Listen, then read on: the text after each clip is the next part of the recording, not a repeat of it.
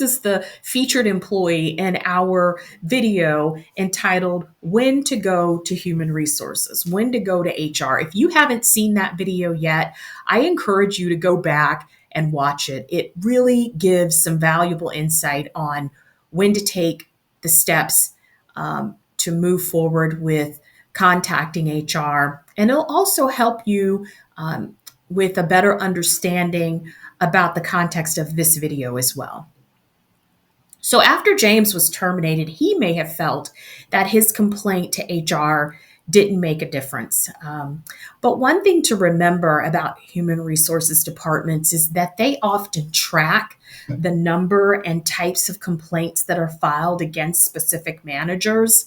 So even if James didn't know it, his complaint could have been a part of a growing record pointing to a problem with a manager, with his manager. For example, let's say if several employees complain about similar treatment, then HR has the ability to identify a trend because of the complaints that it's received from several different employees. And over time, those complaints can help to justify either retraining the manager, restructuring the entire department, taking disciplinary action with the manager. There's a number of things that HR can do.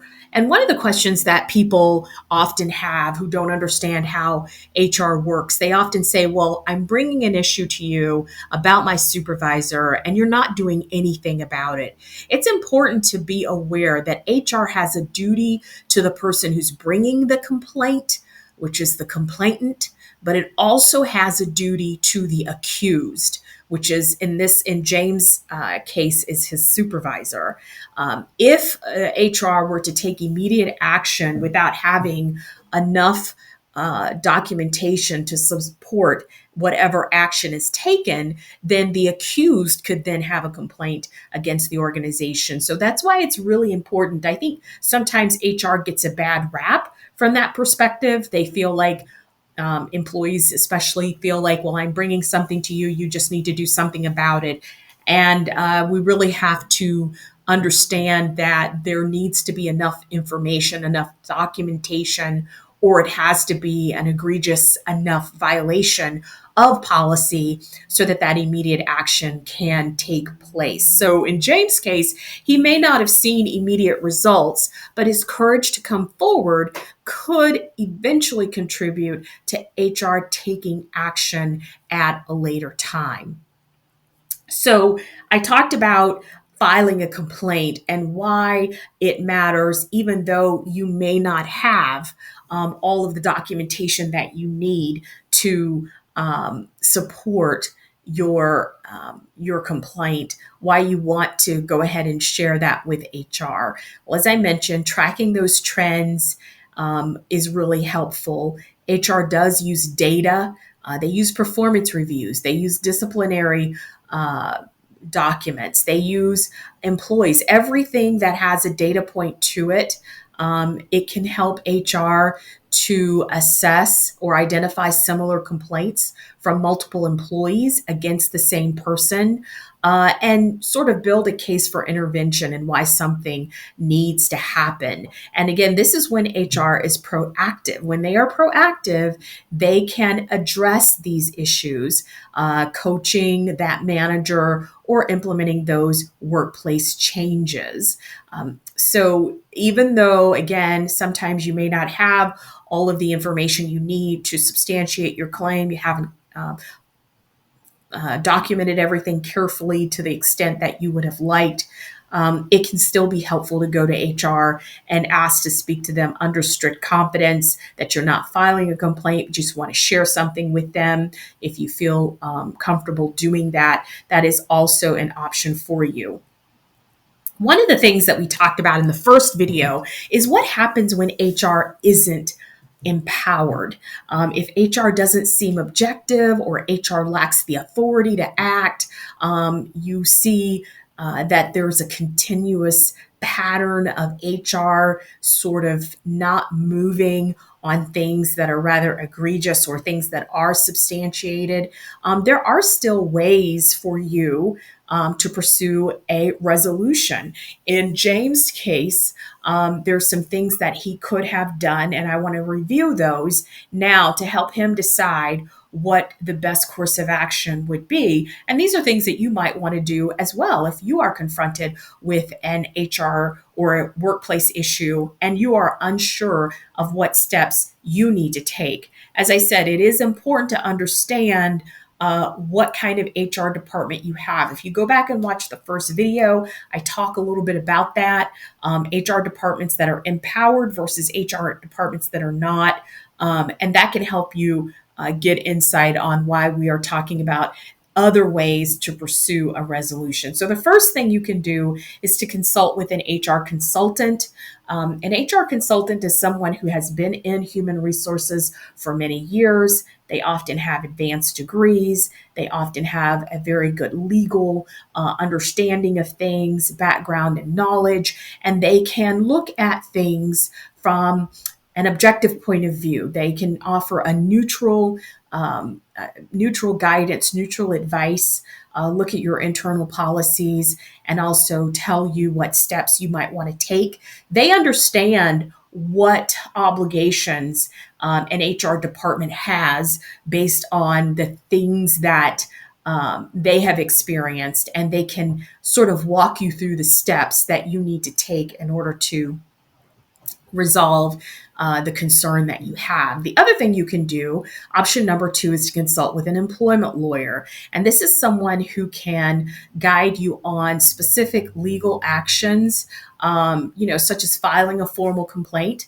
And protecting yourself from retaliation. So in order to identify an employment lawyer, we all have Google, and I understand that. We can just go to Google and look up employment lawyer. The American Bar Association happens to be an excellent resource to find lawyers who are able and specialize in employment law, and who may also offer you some type of consultation at no charge.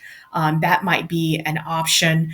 The American Bar Association also may have resources that you can leverage, external resources that you can leverage that are advocacy groups or nonprofits that can provide free guidance on workplace issues. And you would just have to research those organizations in your field or your particular area that might offer support for you.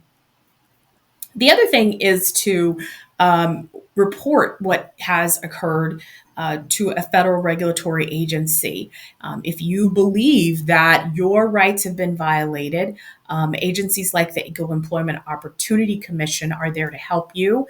You just visit their website, learn about discrimination types, the different types of discrimination, and complete an online form to, you can also call their hotline. They also have that as an option. But if you want to be quick about it, you can complete their online form. And there are deadlines. So just remember that.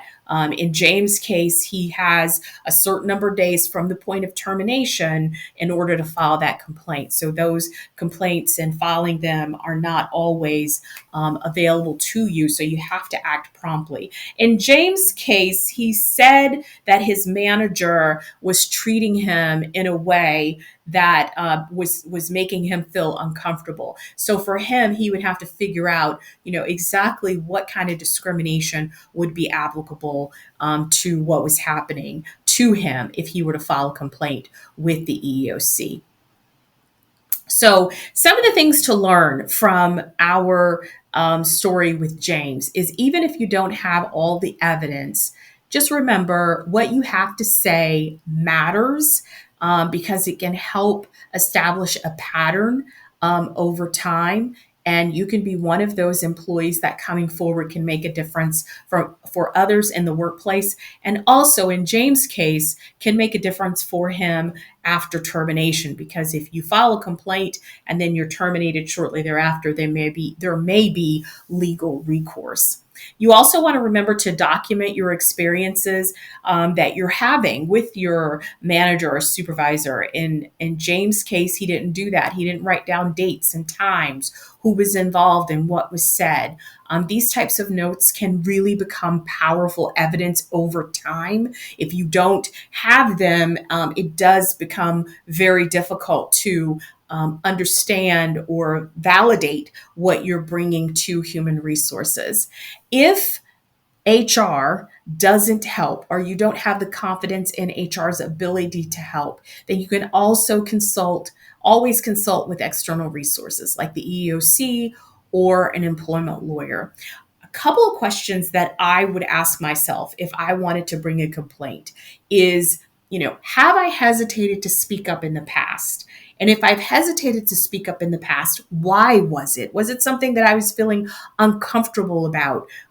Or did I feel a fear retaliation? And if those are things that are on your mind, it's very important to work with someone who can help you navigate those waters and figure out, how to go about speaking up despite the fact that you have those concerns. What are some safeguards that you can put in place to protect yourself?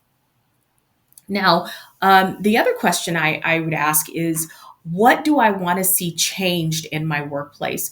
One of the most difficult things to deal with when you have someone who's bringing a complaint is when they don't know what they want to see happen as a result of bringing their complaint in. If you just want to complain and you don't want to see anything change, then that's not a time to take something to HR. But if you do want to see something changed, make sure that you have a very clear way of communicating that to your HR department, to your HR staff that you are sharing your complaint with.